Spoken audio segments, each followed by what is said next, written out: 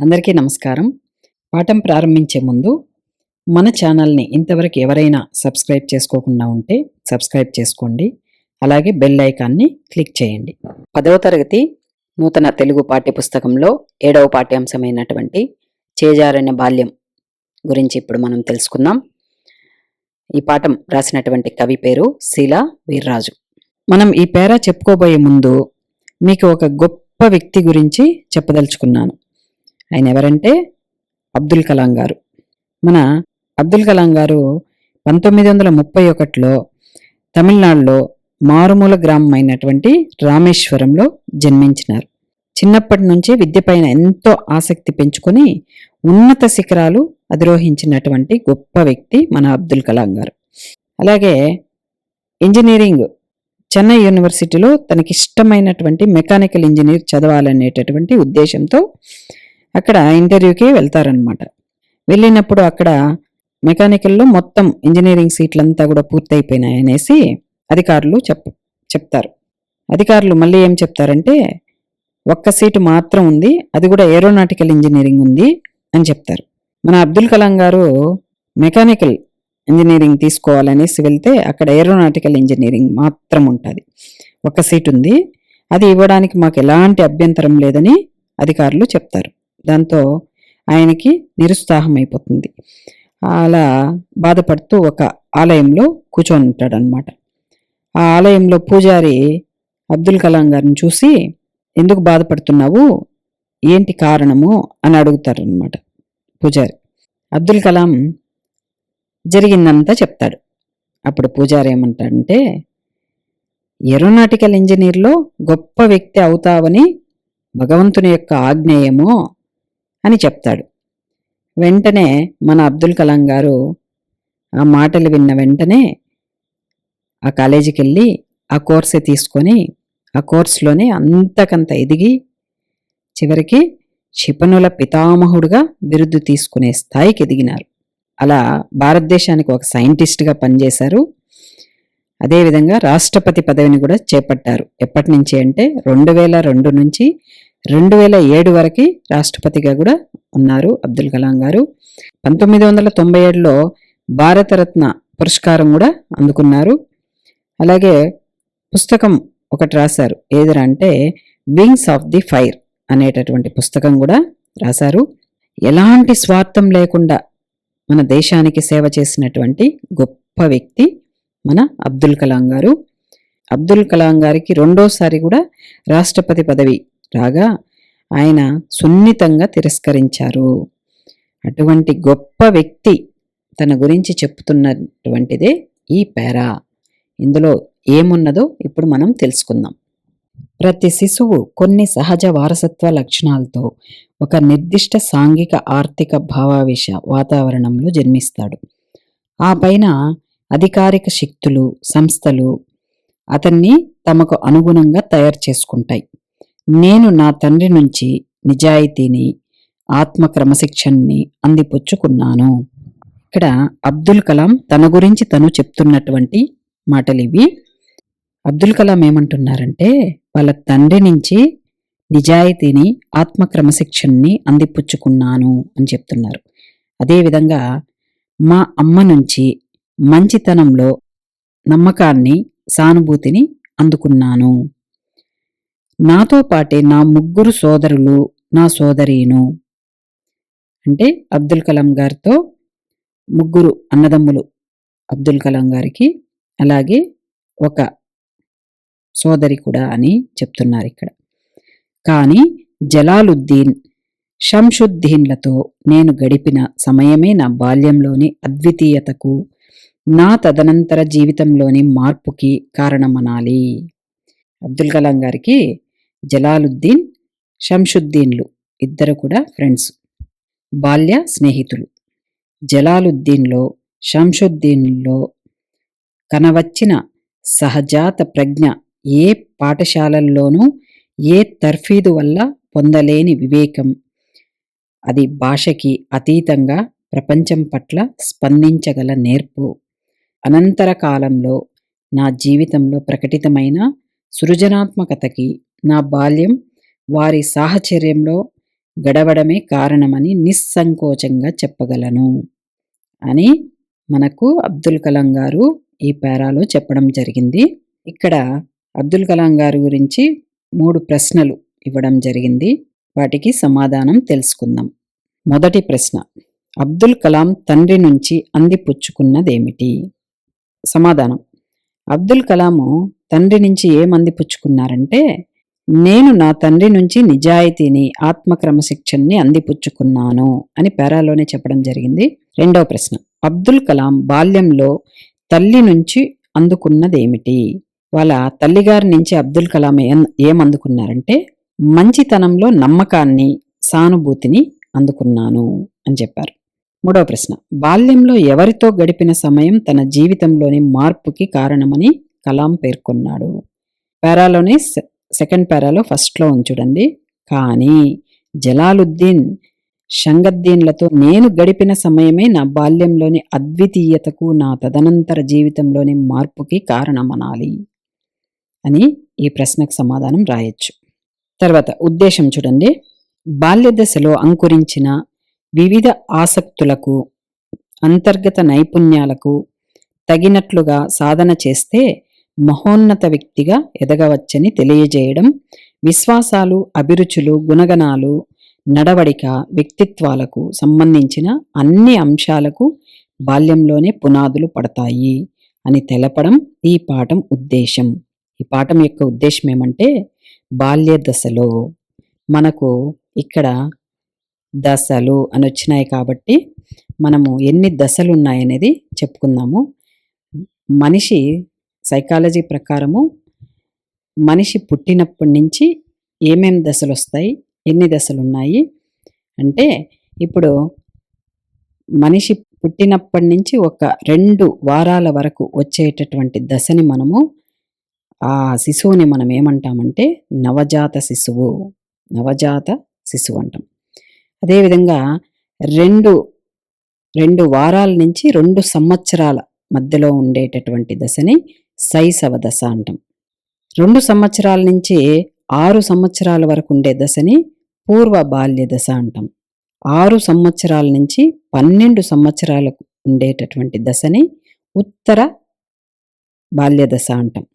పూర్వ బాల్య దశ, ఉత్తర బాల్య దశ. ఉత్తర బాల్య దశ 12 సంవత్సరాలకి అయిపోతుందన్నమాట. ఆ తర్వాత 13 అంటే 13 టు 19 ఈ దశని మనము యవ్వన దశ అని అంటాం. ఆ తర్వాత మిగతా దశలన్నీ కూడా అవుతుంది. చివరగా వృద్ధాప్య దశకి చేరుకుంటారు మనిషి. అలా దశలు అనేటటువంటివి ఉన్నాయి. ఇక్కడ బాల్య దశలో అంటే పూర్వ బాల్య దశ, ఉత్తర బాల్య దశ, ఈ 2 కూడా బాల్య దశకే మనకు వస్తుంది. కానీ పూర్వ బాల్య దశలో మనిషికి అంత జ్ఞానం అనేటటువంటిది పెద్దగా ఉండకపోవచ్చు.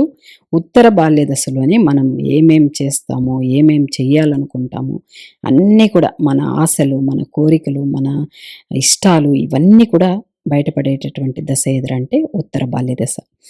ఇక్కడ ఏం చెప్తున్నారంటే, బాల్య దశలో అంకురించిన వివిధ ఆసక్తులకు, ఆసక్తి అంటే ఇష్టాలకు, అంతర్గత నైపుణ్యాలకు, మన లోపల దాగున్నటువంటి నైపుణ్యం, మన టాలెంట్కు తగినట్లుగా సాధన చేస్తే మహోన్నత వ్యక్తిగా ఎదగవచ్చని తెలియజేస్తున్నారు. అదేవిధంగా విశ్వాసం అంటే నమ్మకం అన్నమాట. అభిరుచులు, మన యొక్క టేస్ట్, అభిరుచులు, గుణగణాలు, నడవడిక అంటే మన ప్రవర్తన, వ్యక్తిత్వాలకు, మన క్యారెక్టర్ సంబంధించిన అన్ని అంశాలకు బాల్యంలోనే పునాదులు పడతాయి. ఈ పైన చెప్పినటువంటి ఇవన్నిటికి కూడా మనకు పునాది ఎక్కడ పడుతుందంటే మన బాల్యంలోనే, బాల్య దశలోనే అని తెలపడం ఈ పాఠం ఉద్దేశము.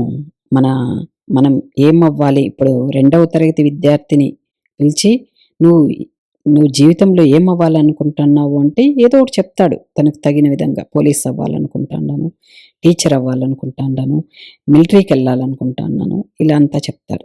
కాబట్టి అక్కడనే మనకు ఆ బాల్య దశలోనే మన ఇష్టాలన్నీ కూడా ఉంటాయి అనేసి మనకి ఇక్కడ చెప్పడం జరిగింది. అవన్నీ కూడా మనము శ్రమిస్తే నువ్వు గొప్ప స్థాయికి చేరుకోవచ్చును అని మనకు చెప్పడం జరిగింది. తర్వాత రచయిత పరిచయం. మన రచయిత శీలా వీర్రాజు. ఆయన గురించి ఇప్పుడు మనం తెలుసుకుందాం. ఆయన ఎప్పుడు జన్మించారంటే 22/4/1939లో జన్మించినారు. మరణించింది ఎప్పుడంటే 1/6/2022లో మరణించడం జరిగింది. శీలా వీర్రాజు రాజమండ్రిలో జన్మించారు. వీరి తల్లిదండ్రులు వీరభద్రమ్మ, సూర్యనారాయణ. ఆయన రచయితగా, చిత్రకారుడుగా తనదైన ముద్ర వేశారు. సమాధి మబ్బు తెరలు, రంగుటద్దాలు, ఊరు, వీడ్కోలు చెప్పింది, మనసులో కుంచె మొదలైన కథా సంపుటాలు, కొడిగట్టిన సూర్యుడు, కిటికీ కన్ను, ఎర్ర డబ్బా రైలు, పడుగు పేకల మధ్య జీవితం మొదలైన కవితా సంపుటాలను, మైనా కరుణించని దేవత, వెలుగురేఖలు మొదలైన నవలలను రాశారు. వీరు శీలావిగా సుపరిచితుడు. 1969లో మైనా నవలలకు ఆంధ్రప్రదేశ్ సాహిత్య అకాడమీ పురస్కారం లభించింది. ఈ పాఠ్యాంశం శీలా వీర్రాజు వ్యాస సంపుటి కళానికి ఇటు అటు నుండి గ్రహించబడింది. ఈ కవిపరిచయంని మీరు ఇలా కూడా రాసుకొని చదువుకోవచ్చు. ఎలా అంటే కవి పేరు, జననము, ఆయన యొక్క రచనలు, అదేవిధంగా విశేషములు, ఇలా రాసుకొని కూడా మీరు కవిపరిచయంని చదువుకోవచ్చు. తర్వాత ప్రక్రియ ఇక్కడ వ్యాసం ఇచ్చినారు. ఏదైనా ఒక విషయాన్ని తీసుకొని దాని పూర్వపరాలను చర్చిస్తూ విశ్లేషణాత్మకంగా విస్తరించి రాసేదాన్ని వ్యాసం అంటారు. దీనిలో ఉపోద్ఘాతం, విషయ విస్తరణ, ముగింపు వంటివి ప్రధాన అంగాలుగా ఉంటాయి. ఉపోద్ఘాతం అంటే ఇంట్రడక్షన్. వ్యాసంలోని విషయాన్ని బట్టి, ఆ వ్యాసంలో ఉండేటటువంటి విషయాన్ని బట్టి అది దేనికి సంబంధించిందనేది మనము విభజించుకోవచ్చు. అంటే చారిత్రక, రాజకీయక, సాంస్కృతికానికి సంబంధించిందా, శాస్త్ర వైజ్ఞానిక, సాహిత్య, తాత్విక, ఆధ్యాత్మిక మొదలైన విభాగాలుగా విభజించవచ్చు. ఇందులో అనుభవానికి సంబంధించిన ఆత్మకథాత్మక వ్యాసాలు కూడా ఉండవచ్చు. మనము మన గురించి, మన అనుభవం గురించి, మన గురించి చెప్పేటటువంటివి ఆత్మకథలు అన్నమాట. అలాంటివి కూడా ఇందులో ఉండవచ్చు వ్యాసంలో అని ఇక్కడ మనకు చెప్తున్నారు. అంటే రాజకీయాలకి, సాంస్కృతికానికి, వైజ్ఞానికానికి, ఆధ్యాత్మికతకి కాకుండా మన గురించి మనము కూడా చెప్పుకోవచ్చు.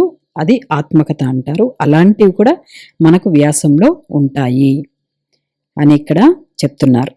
ఇప్పుడు మనము పాఠంలోకి వెళ్దాం.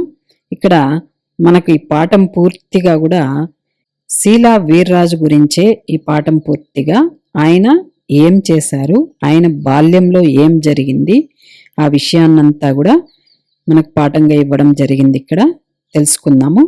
ఇక్కడ మనకు శీలా వీర్రాజు గారు చెప్తున్నారనమాట. చూడండి, నేను పుట్టి పెరిగిన ఊరిని విడిచిపెట్టి వచ్చేసి 36 ఏళ్ళయింది. 36 సంవత్సరాలైందంట ఆయన పుట్టి పెరిగిన ఊరిని వదిలేసి వచ్చి. ఆ ఊరిని విడిచిపెట్టే నాటికే బాల్యం నా నుంచి పారిపోయి 10 ఏళ్ళయింది. నా బాల్యం అంటే నాకు చాలా ఇష్టం. ఇప్పటికీ నేను అప్పుడప్పుడు చిన్న పిల్లవాడిని అయిపోతుంటాను. అబద్ధం కాదు, నిజంగానే నేను చిన్నవాడిని అయిపోతుంటాను. అలాంటప్పుడు ఇంకా అలానే మరికొంతసేపు ఆ బాల్యంలోనే ఉండిపోతే బాగుండుననిపిస్తుంది. కల కదా, ఎక్కువసేపు ఉండనివ్వదు.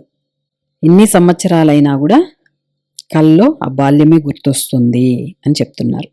చటుక్కున కల చెదిరిపోయి మళ్ళీ నా అసలు వయసులోకి వచ్చేస్తుంటాను.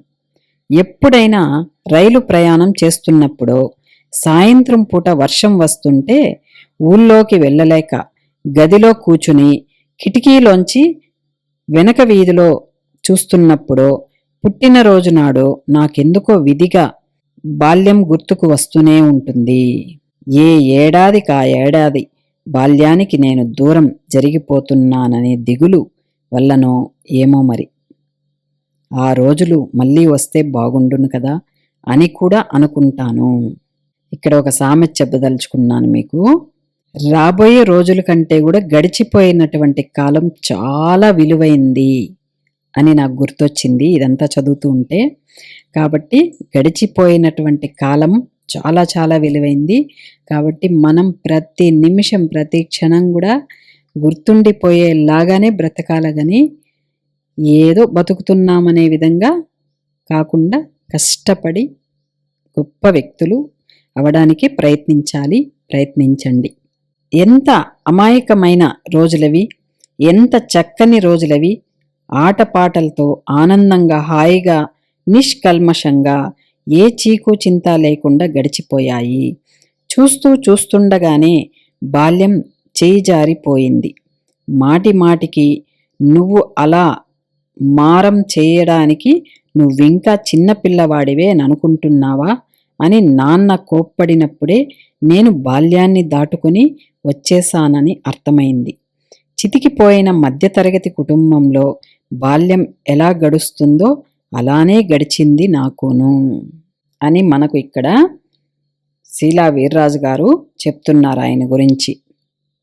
బాల్యాన్ని తలచుకుని గర్వపడే ప్రత్యేకతలేవీ నాకు లేవు. కానీ ఈనాడు నన్ను నేను చూసుకుని గర్వపడడానికి తృప్తిపడడానికి కారణమైన మూల బీజాలు మాత్రం నా బాల్యంలోనే ఉన్నాయి. మూలం అంటే పుట్టు పూర్వత్రాలు, అంటే ప్రతిదానికి కూడా ఒక మూలం అంటూ ఉంటుంది. అంటే మొట్టమొదట ఏం జరిగింది అనేటటువంటిది మూల బీజాలు మాత్రం నా బాల్యంలోనే ఉన్నాయి. నేను చిత్రకారుడిని కావడానికి, సాహితీవేత్తను అవడానికి ఆ రోజుల్లోనే పునాదులు పడ్డాయి. పునాది, ఫౌండేషన్. నాకు ఇంకా గుర్తుంది, చిన్నప్పుడు మా ఇంటికి వెనక వీధిలో రామ్మూర్తి గారని ఒక ముసలాయన ప్రైవేట్లు చెప్తుండేవారు. రూపాయి ఫీజు. అక్కడ ట్యూషన్కు వచ్చేవాళ్ళు సుమారు 20 మంది పిల్లలుండేవారు. వాళ్ళల్లో నేను ఒకడిని. నాది ఎలిమెంటరీ స్కూల్ చదువు. బడి నుంచి రాగానే ప్రైవేటుకి వెళ్ళేవాడిని. రాత్రి చీకటి పడే వరకు స్కూలు పుస్తకాల పాఠాలే కాకుండా ఇతర విషయాలు కూడా చెప్తుండేవారు. పెద్ద బాల శిక్ష చదివించేవారు. నీతి శతకాల్లో పద్యాలు బట్టి పట్టించేవారు. ఎక్కాలు వల్లెవేయడం అంటే ఇక్కడ బైహార్ట్ చేయడం, పదే చదవడాన్ని వల్లెవేయడం అంటారు. జంతువుల కథలు, బహుశా పంచతంత్ర కథలు కావచ్చు చెప్పేవారు. అప్పుడు పుస్తకాల్లో ఇవే ఉన్నాయి. మన శీలా వీర్రాజు గారు చెప్పినట్టు అప్పుడు పుస్తకాల్లో ఇలాంటి పుస్తకాలే ఉన్నాయి, ఇలాంటి కథలే చెప్పేవారు, ఇలాంటి విషయాలే చదువుకునేవారన్నమాట.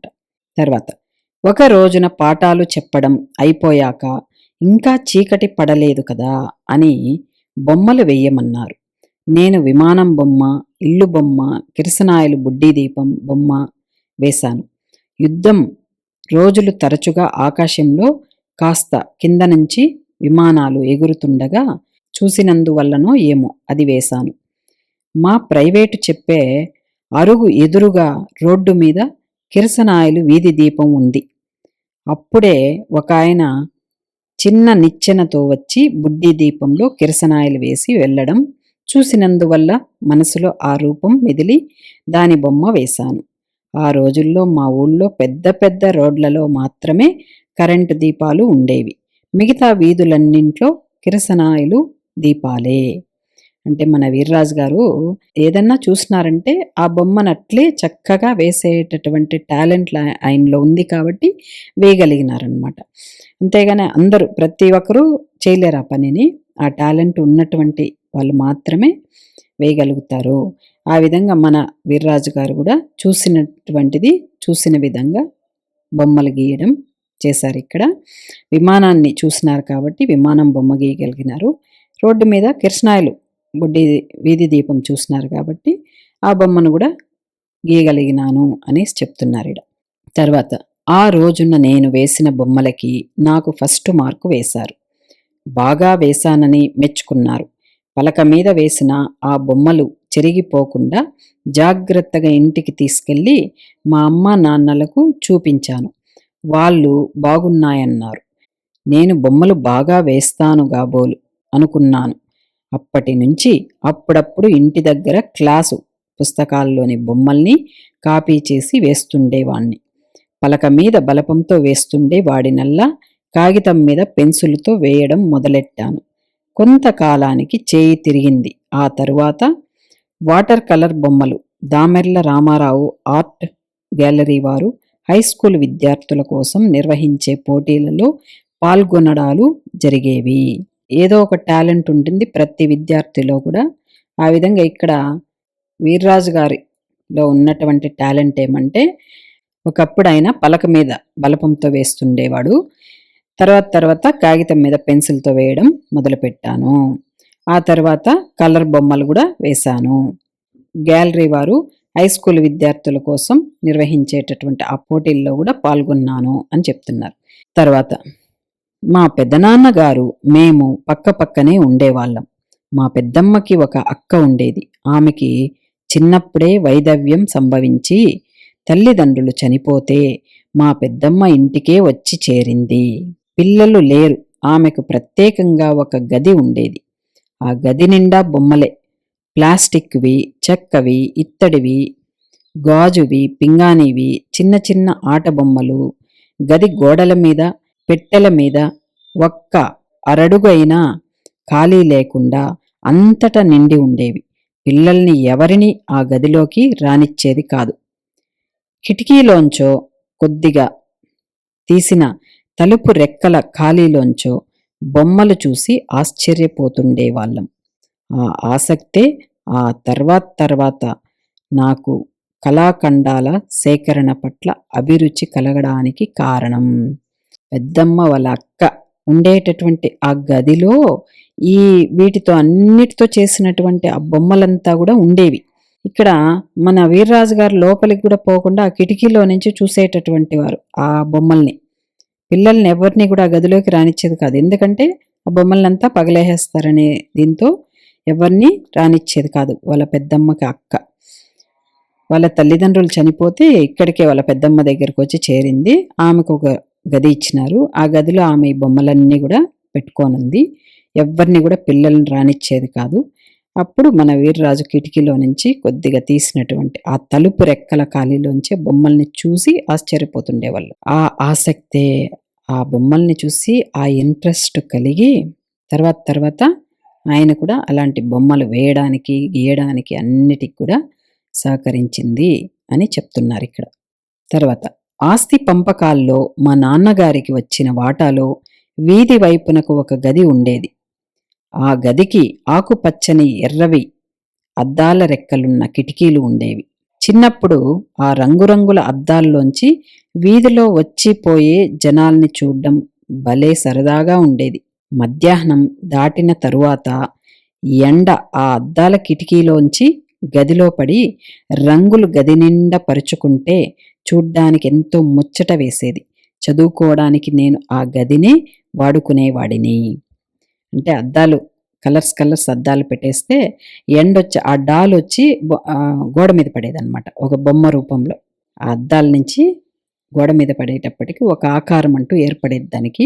అవన్నీ చూస్తూ ఉండేటటువంటివన్నీ అని మనకిక్కడ చెప్పడం జరిగింది. అంటే ఆయన గొప్ప వ్యక్తిగా ఎదగడానికి ఇవన్నీ కూడా నాకు మూలాలు అని చెప్తున్నారు. తర్వాత బాల్యంలోని ఈ సంఘటనలు, దృశ్యాలే నాకు ఒక చిత్రకారుడు తయారు కావడానికి కారణం అయి ఉండవచ్చు. వీటికి తోడు మా ఊరిని ఆనుకొని విశాలంగా పరుచుకొని ప్రవహించే జీవనది గోదావరి. దాని మీద ఊగిసలాడుతూ కదిలే పడవలు, రంగురంగుల ఆకాశం, ఊరి చుట్టూ అల్లుకుపోయిన చెట్లు చేమలు, ఇవన్నీ పరోక్షంగా నాలో చిత్రకళ పట్ల ఆసక్తి కలగడానికి బాల్యంలో దోహదం చేసి ఉండొచ్చు. అంటే ఇవన్నీ కూడా ఆయన ఎదగడానికి బాల్యంలో సహకరించి ఉండొచ్చు అని చెప్తున్నారు ఇక్కడ వీర్రాజు గారు.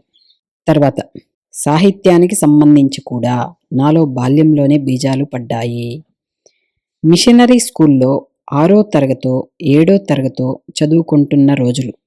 మా ఇంటి దగ్గరే ఉండే ప్రకాశ్రావు, అప్పారావు అనే బాల్యమిత్రులు పిల్లల కోసం నెల నెల ఒక చేతివ్రాత పత్రిక తీసుకువద్దాం అన్నారు.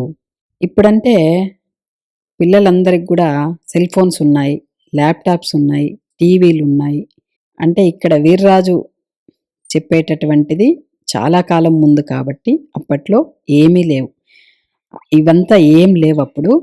అప్పుడు ఉన్నదల్లా పుస్తకాలు, న్యూస్ పేపర్సు ఇలాంటివే.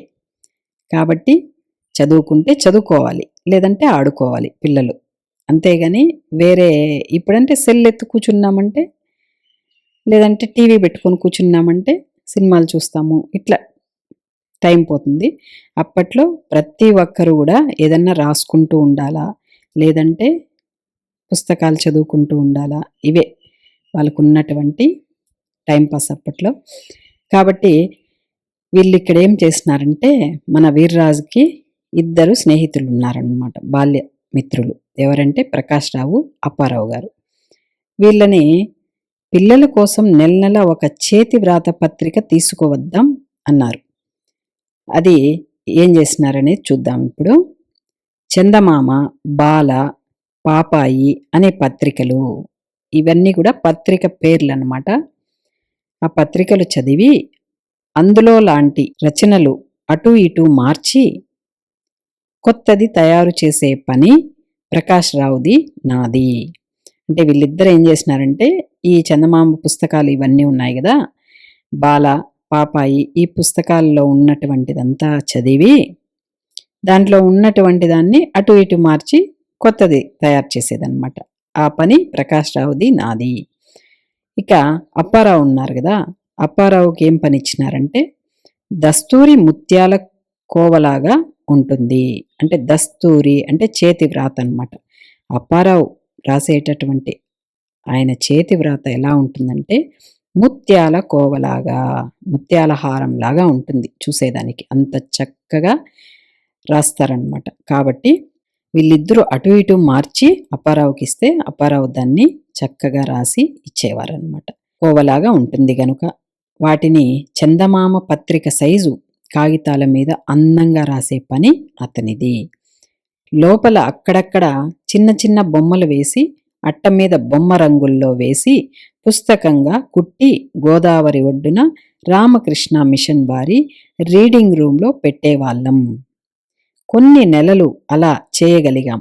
అందుకోసం మా ఊళ్ళోని పిచ్చి పుల్లయ్య కొట్లో అర్ధనాకి, అనాకి పాతవి పిల్లల పత్రికలు కొని తెచ్చి చదవలసి వచ్చేది. ఇక్కడ అనా అంటే ఏమిరంటే 1 రూపాయిలో 16వ వంతు, అంటే 6 పైసలు. అర్ధన అంటే 3 పైసలు అనమాట. అంటే పైసలకి ఎంత విలువ ఉన్నింది అప్పట్లో అనేది చూడండి. 1 అనాకి 1 రూపాయిలో 16వ వంతు అనా అంటే. అందులో అర్ధన అంటే 3 పైసలు అనమాట. అనా 6 పైసలు అయితే అర్ధన అంటే 3 పైసలు. దానికి పత్రికలు కొని తెచ్చి చదవలసి వచ్చేది. బాల్యంలో నాలో సాహిత్యాభిరుచికి అది తొలిమెట్టు. 5, 6 సంచికలతో మా ప్రయత్నం ఆగిపోయినా ఆ తర్వాత పుస్తకాలు చదివే లక్షణం కొనసాగుతూ వచ్చింది. మా ఇంట్లో పుస్తకాలు కొనే అలవాటు లేదు. మా తల్లిదండ్రులిద్దరిది వానాకాలపు చదువే. అంటే వాళ్ళ ఇంట్లో పుస్తకాలు చదివే వాళ్ళు ఎవరు లేరు. వానాకాలపు చదువు అంటే వాళ్ళ అమ్మ నాన్న పెద్దగా చదువుకోలేదు, అంతంత మాత్రం చదువే అని అర్థం. అక్కడ వాళ్ళ ఇంట్లో పుస్తకాలు కూడా లేదు. అప్పట్లో చదువుకునే వాళ్ళు తక్కువ, పనులు చేసుకునే వాళ్ళు ఎక్కువ అనమాట. ఇప్పుడు పోను ఎలా తయారైందంటే చదువుకునే వాళ్ళు ఎక్కువైపోయినారు. అప్పట్లో అంతమంది చదువుకునే వాళ్ళు లేరనమాట. కాబట్టి వాళ్ళ అమ్మ నాన్న కూడా పెద్దగా చదువుకోలేదు. వానాకాలపు చదివే మా అమ్మ నాన్నది అని చెప్తున్నారు ఇక్కడ వీర్రాజు గారు. తర్వాత మ్యాగజైన్లో పుస్తకాలే కాక, మ్యాగజైన్స్ అంటే పత్రికలు అనమాట, మాసపత్రిక అని చెప్పచ్చు. పుస్తకాలే కాక దినపత్రిక కూడా కొనే అలవాటు లేదు. అంటే వాళ్ళ ఇంట్లో ఎవరు చదువుకోలేదు కాబట్టి ఏ పుస్తకాలు ఉండవు. దినపత్రిక అంటే రోజువారీ పత్రిక, న్యూస్ పేపర్ అనమాట. అవి కూడా చదివే వాళ్ళు లేరు అక్కడ అని చెప్తున్నారు. అలవాట్లేదు. అందువల్ల బాల్యమిత్రుడు ప్రకాష్ రావు దగ్గర నుంచి పుస్తకాలు తెచ్చుకునో లైబ్రరీకి వెళ్ళో చదివేవాడిని. ఆ చదివే గుణం ఆ తర్వాత రాసే అభిరుచిలోనికి పరిణామం చెందింది, మార్పు చెందింది. పరిణామం అంటే మార్పు అన్నమాట. ఆ చదివే అప్పట్లో లైబ్రరీకి వెళ్ళేసి బుక్స్ తెచ్చుకొని చదువుకుంటూ ఉండేవాళ్ళం. ఇప్పుడున్నంత టెక్నాలజీ అప్పుడు లేదు కాబట్టి అప్పుడు లైబ్రరీకి వెళ్ళి పుస్తకాలు తెచ్చి చదువుకునేవాళ్ళు. ఆ విధంగా చదువుకునేవాడిని. అది మెల్లమెల్లగా రాసే అభిరుచిలోనికి పరిణామం చెందింది. ఆ చదివే గుణము రాసేదానికి మార్పు చెందింది అని చెప్తున్నారు ఈడ. తర్వాత సృజనాత్మక విషయాల్లోనే కాదు, ఇక్కడ సృజనాత్మకత అంటే ఇక్కడ ఏమంటే నిర్మాణాత్మకమైనటువంటి విషయాల్లోనే కాకుండా నా అభిరుచులు అంటే ఇక్కడ ఇష్టాలు, అదేవిధంగా నా విశ్వాసాలు అంటే నమ్మకాలు, నా గుణగణాలు నా గుణాలు, నా నడవడిక అంటే ప్రవర్తన, నా వ్యక్తిత్వానికి నా క్యారెక్టర్కి సంబంధించిన అన్ని అంశాలకు చాలా వరకు బాల్యంలోనే పునాదులు పడ్డాయి. వీటన్నిటికి కూడా నాకు బాల్యంతోనే మొదలైంది ఇవన్నీ కూడా అనేసి చెప్తున్నారు. నాకే కాదు, చాలా మందికి బాల్యంలోనే మూలాలు దొరుకుతాయి. మనము ఎంత గొప్పవాళ్ళైనా, ఎంత స్థాయికి ఎదగలిగినామన్నా కూడా మనకు మూలం అనేది ఎక్కడ ఉంటుందంటే బాల్యంలోనే ఉంటుంది అన్నమాట.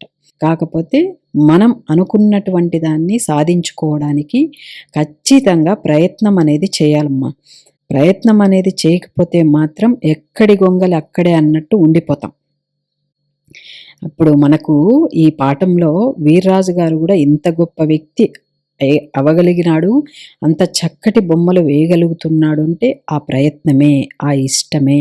ఖచ్చితంగా ప్రయత్నం అనేది చాలా చాలా చాలా ఇంపార్టెంట్. ఇక్కడ వీర్రాజు గారు కూడా ఏం చెప్తున్నారంటే ఆయన ఇంత గొప్ప వ్యక్తి అవడానికి వీటన్నిటికీ కూడా మూలం ఎక్కడరా పడిందంటే బాల్యంలోనే పడింది అనేసి చెప్తున్నారు. చాలామందికి బాల్యంలోనే మూలాలు దొరుకుతాయి. కాలంతో పాటు అవి 4 వైపులకు విస్తరించుకొని వికాసం పొందుతూ మనిషి చుట్టూ అల్లుకుపోయి అతనికి ఒక వ్యక్తిత్వాన్ని, సృజనాత్మక శక్తిని, సామర్థ్యాలని ఇస్తాయి. సృజనాత్మక శక్తి అంటే నిర్మాణాత్మకమైనటువంటి శక్తి, ఒక వ్యక్తిత్వాన్ని, ఒక క్యారెక్టర్ని ఇస్తాయి. తర్వాత 8 వీధులతో కూడిన మా పేటలో 95% మంది చేనేత కుటుంబాల వారే. అప్పట్లో చదువులు ఎక్కువ లేదనమాట. చేనేత అంటే చేతి పని, వాళ్ళకు తెలిసినటువంటి చేతి పనిని చేసుకొని జీవించే వాళ్ళే. ఎంతమంది అంటే 95% మంది, అంటే 100లో 95% మంది చేనేత పని చేసుకొని బతికే వాళ్ళు ఉంటే ఇంకా 5% మంది చదువుకునే వాళ్ళు అని అక్కడ అర్థం. వృత్తి పని చేసుకునేవారు ప్రతి వీధిలోనూ 5-6 చొప్పున వెలసిన మూసల కంపెనీల్లోనూ ఇత్తడి, అల్యూమినియం పోత పాత్రల్ని తయారు చేసే కంపెనీల్లోనూ పనిచేసేవారు. మూసల అంటే ఏం ఎక్కడంటే మనము ద్రవ్యాలను వేడి చేసేటటువంటి చిన్న చిన్న పాత్రలు, దాన్నే మూసల అంటాం. ఆ కంపెనీల్లో, అదేవిధంగా పాత్రలు తయారు చేసే కంపెనీ, ఇత్తడి తయారు చేసే కంపెనీల్లో, అల్యూమినియం తయారు చేసే కంపెనీల్లో, ఈ కంపెనీల్లో అంతా పోత పాత్రల్ని తయారు చేసే కంపెనీల్లోనూ పనిచేసేవారు అని చెప్తున్నారు ఇక్కడ. సగం కన్నా ఎక్కువే ఉండేవారు. అంటే ఆ 8 వీధులతో కూడిన మా పేటలో, వాళ్ళ పేటలో 8 వీధులు ఉన్నాయి. ఆ వీధుల్లో సగం మంది ఈ పనులకి వెళ్ళేటటువంటి వారే అని చెప్తున్నారు. మిగిలిన వారు బట్టల దుకాణాల్లో గుమస్తాలుగా పనిచేశారు, బట్టల షాపుల్లో పనిచేసుకునేవారు. అప్పట్లో చదువుకునేవారు చాలా తక్కువ, అంతా శ్రామిక వర్గమే. శ్రామిక వర్గం అంటే కష్టపడేటటువంటి వాళ్ళ యొక్క వర్గమే, వాళ్ళే కష్టపడే వాళ్ళే అని అర్థమడ. నా 14వ ఏట తూర్పుగోదావరి జిల్లా విద్యార్థి ఫెడరేషన్ ఆధ్వర్యంలో రాజమండ్రిలో జరిగిన మహాసభల సందర్భంగా ఆర్ట్ ఎగ్జిబిషన్ పెట్టారు. అంటే తూర్పుగోదావరి జిల్లా విద్యార్థి ఫెడరేషన్ ఆధ్వర్యంలో ఇప్పుడు మామూలుగా పాఠశాలలో అప్పుడప్పుడు ఎగ్జిబిషన్స్ పెడుతూ ఉంటారు. ఆ విధంగా ఇక్కడ రాజమండ్రిలో జరిగిన మహాసభల సందర్భంగా ఫెడరేషన్ ఎగ్జిబిషన్ పెట్టినారనమాట. అందులో ప్రదర్శించిన నా చిత్రానికి ప్రథమ బహుమతి రావడం, డాక్టర్ గరికిపాటి రాజారావు గారి చేతుల మీదుగా ఆ బహుమతిని అందుకోవడం, అదే నా తొలి బహుమతి కావడం నాకు కొత్త అనుభవం. వీర్రాజు గారు బొమ్మలు వేసి దానికి బహుమతి తీసుకున్నారనమాట. తర్వాత ఇప్పటి నాకు నా బాల్యానికి మధ్య 4.5 దశాబ్దాల దూరం ఉంది. దశాబ్దం, దశ అంటే 10 సంవత్సరాలు అనమాట. 4.5 దశాబ్దాలంటే 45 సంవత్సరాలు అని చెప్పచ్చు. ఇప్పుడు నాకు నా బాల్యానికి మధ్య ఎన్ని దశాబ్దాలు ఉందంటే 45 సంవత్సరాల దూరం ఉందంట. ఇన్నేళ్లలో దేశ సామాజిక, ఆర్థిక, రాజకీయ, సాంస్కృతిక రంగాల్లో ఎన్నో మార్పులు వచ్చినాయి. సమాజంలో మార్పులు వచ్చింది. 45 సంవత్సరాల్లో చాలా మార్పులు వచ్చినాయి అని చెప్తున్నారు. సమాజంలో మార్పు వచ్చింది, డబ్బు పరంగా మార్పు వచ్చింది, రాజకీయాల పరంగా మార్పు వచ్చింది, సాంస్కృతిక పరంగా మార్పు వచ్చింది. ఇవన్నీ కూడా వచ్చినాయని చెప్తున్నారు. నాలోనూ ఎన్నో మార్పులు వచ్చాయి. ఎన్నెన్నో ప్రభావాలు నా మీద పడ్డాయి. కొత్త అభిరుచులు ఏర్పడ్డాయి. కొత్త మిత్రులు ఏర్పడ్డారు. అయినా బాల్యమిత్రుల్ని నేను వదులుకోలేదు. అంటే మనము పెరగంగా కొత్త మిత్రులంతా కూడా కలుస్తూ ఉంటారు. కానీ ప్రతి మనిషి జీవితంలో చిన్ననాటి బాల్యమిత్రుల్ని ఎప్పటికీ మర్చిపోలేమన్నమాట. ఎందుకంటే బాల్యంలో అంత మన మైండ్ కూడా అంత పవర్ఫుల్గా ఉంటుంది. ఆ జ్ఞాపకాలు అలాగే ఉంటాయి. బాల్యంలో ఏం జరిగిందనేది మనము ముసలి వాళ్ళు అయిపోయేంత వరకు మనకు గుర్తుంటుందన్నమాట. కానీ మధ్యలో జరిగినవి కొన్ని మర్చిపోవచ్చు, కానీ బాల్యంలో జరిగినవి మాత్రము మర్చిపోలేము. అదే చెప్తున్నారు ఇక్కడ వీర్రాజు గారు. బాల్యమిత్రులు నేను వదులుకోలేదు, వాళ్ళు నన్ను వదులుకోలేదు. నా మట్టుకు నాకు బాల్యంలో పెనవేసుకున్నా స్నేహాలే ఇప్పటికీ ఏమాత్రం సడలిపోకుండా అలాగే కొనసాగుతూ వస్తున్నాయనిపిస్తుంది. స్నేహం కోసమే చేయడం ఒక్క బాల్యంలోనే ఉంటుందని నేను అనుకుంటూ ఉంటాను. అంటే వీర్రాజు ఏమనుకుంటున్నారంటే స్నేహం కోసమే చేయడము అంటే మనము ఎటువంటి కల్మషం లేకుండా స్వచ్ఛంగా స్నేహం ఎప్పుడు చేస్తామంటే ఉత్తర బాల్య దశ వరకు చేయగలుగుతాం. ఎందుకంటే 12 సంవత్సరాల వరకు, అంటే 7వ తరగతి వరకు ఎలాంటి కల్మషం లేకుండా, ఎలాంటి ద్వేషభావాలు లేకుండా, అరే నా ఫ్రెండ్ రావడు అని మనస్ఫూర్తిగా మనము ఇతర వ్యక్తితో స్నేహం చేసేది ఆ 7వ తరగతి వరకు, 12వ సంవత్సరం వరకు. ఇక్కడ వీర్రాజు కూడా అదే చెప్తున్నారు. స్నేహం కోసమే చేయడము ఎప్పుడు అంటే ఒక్క బాల్యంలోనే ఉంటుంది అని చెప్తున్నారు. తర్వాత ఎంతో ఆత్మీయంగా, సన్నిహితంగా కలిసిమెలిసి ఉన్న చిన్ననాటి మిత్రులు నలుగురిలో ఒకరిని కాలం కాటేసింది. అంటే వీర్రాజుకి 4 స్నేహితులు ఉన్నారు. అందులో ఒకరిని కాలం కాటేసింది, అంటే చనిపోయినారు ఒకరు. 3 మిగిలారు. నాతో పాటు 4. ఎప్పుడో కానీ మేం కలుసుకోం. కానీ కలుసుకున్నప్పుడు మాత్రం మళ్ళీ చిన్నపిల్లలమైపోయి చాలా స్వచ్ఛమైన మనసుతో, నిష్కల్మషమైన చూపులతో, ఆత్మీయతతో, అభిమానంతో ఒకరి హృదయాల్లోకి ఒకరం ఒదిగిపోతాం. ఆ బాల్యంలో ఉన్నటువంటి స్నేహితులతో మళ్ళీ కలిసినప్పుడు నువ్వు జీవితంలో ఎప్పుడు కలిసినా కూడా స్వచ్ఛమైన మనసుతోనే మనం ఆ బాల్య స్నేహితుల్ని చూడగలుగుతాం, ఆ స్నేహాన్ని చేయగలుగుతాం అన్నమాట అని ఇక్కడ చెప్తున్నారు. ఈ మధ్యకాలంలో ఏర్పడిన అభిప్రాయ భేదాలు కానీ, అంతరాలు కానీ మాకు అడ్డుగా నిలవ్వు. ఒకరి లోపాలని ఒకరం తేలిగ్గా క్షమించుకోగలుగుతాం. అంటే ఏదైనా ఒకరి వల్ల ఏదన్నా లోపాలు అంటే తప్పులు ఏమన్నా ఉంటే కూడా వాటిని మేము తేలిగ్గానే తీసుకుంటాము, అంత సీరియస్గా తీసుకోము అని చెప్తున్నారు. ఎందుకో గాని ఆ తర్వాత ఏర్పడిన స్నేహాల్లో ఇది కనిపించడం లేదు. అంటే బాల్యం తర్వాత యవ్వనంలో కూడా మనకి చాలా స్నేహాలు ఉంటాయి. అదేవిధంగా వయసు పెరగంగా చాలా స్నేహాలు ఉంటాయి. ఆయనకి ఇన్ని సంవత్సరాలు వచ్చి నా బాల్యం తర్వాత వచ్చినటువంటి స్నేహాల్లో ఎన్నో అభిప్రాయ భేదాలు కూడా ఉంటాయి. కానీ ఎన్ని అభిప్రాయ భేదాలున్నా కూడా మేము చిన్ననాటి స్నేహితులమైతే ఆ లోపాలనంతా కూడా ఒకరం తేలిగ్గా క్షమించుకోగలుగుతామో ఆ తర్వాత వచ్చినటువంటి స్నేహాల్లో ఇది కనిపించడం లేదు, క్షమించుకోలేకపోతున్నాము అని అర్థం. ఒకరికొకరం ఎంత సన్నిహితంగా వచ్చినా, ఒకరికొకరం ఆప్యాయతల్ని ఎంతగా ఇచ్చిపుచ్చుకుంటున్నా, ఒకరి లోపాలు ఒకరికి గోరంతలు కొండంతలుగా అనిపించడము, ఒకరిని ఒకరం తేలిగ్గా క్షమించలేకపోవడము గమనించాను. అంటే ఆ తర్వాత వచ్చినటువంటి స్నేహాల్లో. అందుకే జారిపోయిన బాల్యం ఎలాగూ తిరిగి రాదు కనుక కనీసం బాల్యంలోనే ఆ మనసైనా నాకు మళ్ళీ వస్తే ఎంత బాగుండునో అనుకుంటూ ఉంటాను. మనలో ఉన్నటువంటి టాలెంట్‌ని ఎంత మెరుగుపరిస్తే మనం ఎంతటి వాళ్ళమవుతాము అనేటటువంటి విషయాలనంతా కూడా మనకు ఈ పాఠంలో చెప్పడం జరిగింది. అదేవిధంగా బాల్యంలో ఉన్నటువంటి స్నేహాన్ని కూడా చాలా చక్కగా వీర్రాజు గారు వివరించడం జరిగింది ఇందులో. చివరగా నేను ఇచ్చేటటువంటి సూచన ఏమంటే, మనం ఏమి చేయాలనుకున్నా కూడా మనలో ఉన్నటువంటి ఆ టాలెంట్‌ని బాల్యంలోనే మనము పెంచి పోషించాలి. తల్లిదండ్రులు, గురువు కూడా గుర్తించి మనకు కొంచెం సపోర్ట్ చేసినారంటే గొప్ప స్థాయికి ఎదగవచ్చును.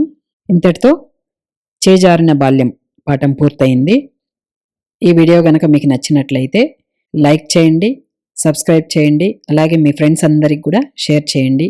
Thank you.